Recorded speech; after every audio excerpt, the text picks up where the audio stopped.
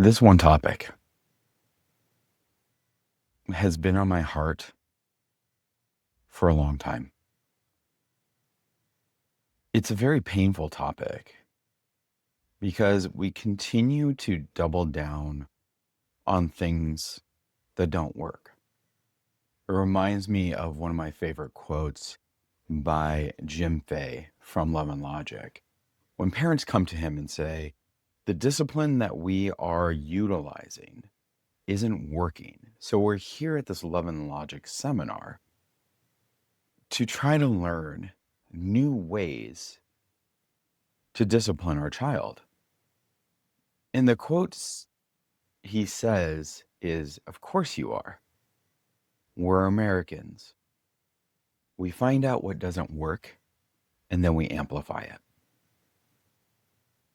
And I really find that is what we're doing to ourselves when we are struggling with something like ADHD. And we call it neurodivergence, as if we are diverging from the norm.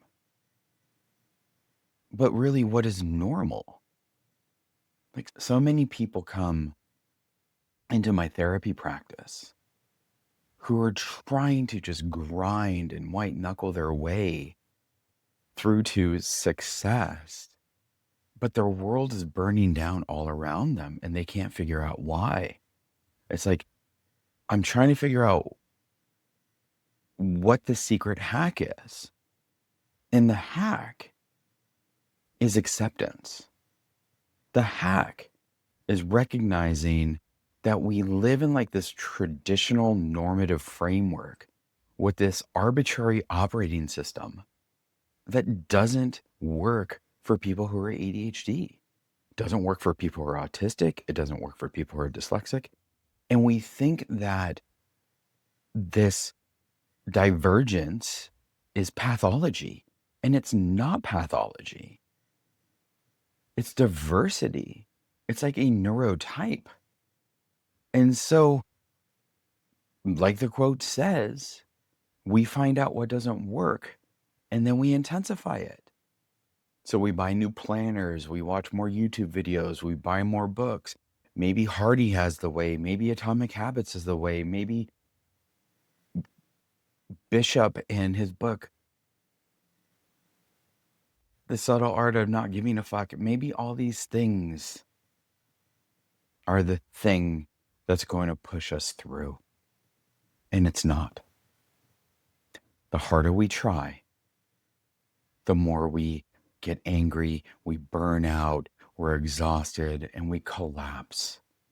And I used to think the same thing because I used to try to do that. Grind harder, get up earlier, go to bed later,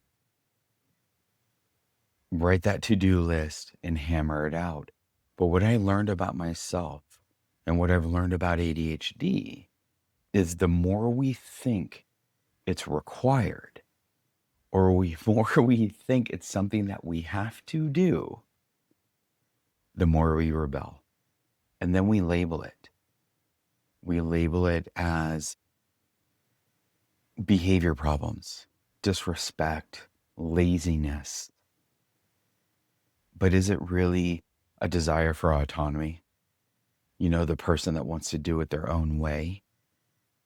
Maybe they just need more choices. Maybe they need more autonomy.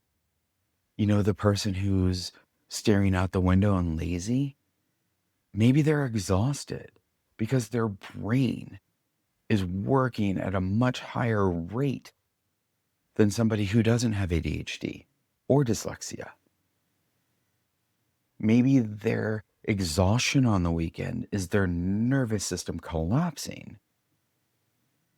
And instead of doing the chores or doing the to-do list, they're sitting there scrolling on their phone.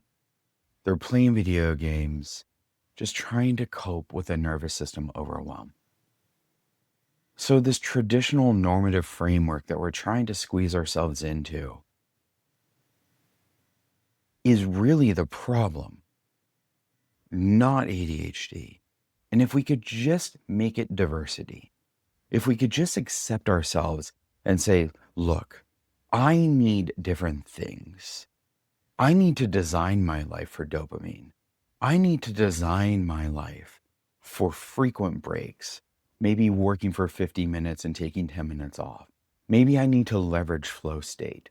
Maybe I can tell people, don't interrupt me right now. I don't need another email. And it's okay if I put my computer on do not disturb because I have things that I'm getting through because my brain works differently.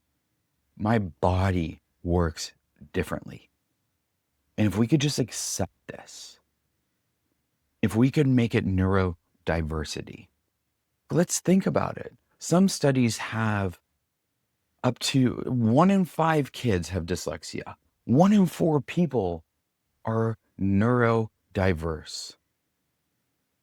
25% of the population doesn't think or do things like the typical person. So instead of going into this arbitrary norm of conformity and trying to get people to just be quiet, to not disturb the others, what if we leverage these frameworks and we honored the diversity and we said, "Oh, you think in pictures?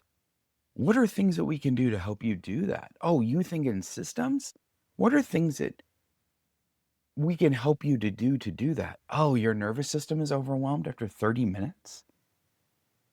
Why don't we normalize going outside to take a walk instead of having these silly, arbitrary rules of 50-minute classes or minutes in the seat? Like, our system is not designed for today's culture, but our marketing, our sales are all there to manipulate the dopamine that people feel. And so it's like our phones, our computers, our TVs, stimulation, stimulation, stimulation.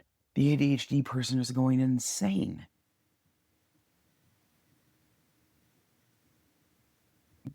We're sitting here with all of this stimulation, and then we wonder why we can't focus, why we can't sit in our seats. It's like, what the heck is going on? And so we're punished. We're written up. It's time that we, as ADHD people, recognize here's the symptomology. And it's not even symptomology, it may be traits, or forgetful, or intense. We have strong emotions. We don't like to be told what to do. And instead of trying to normalize it, how do we leverage it in a way that works for us versus burning ourselves out trying to fit into a system that was never intended for us?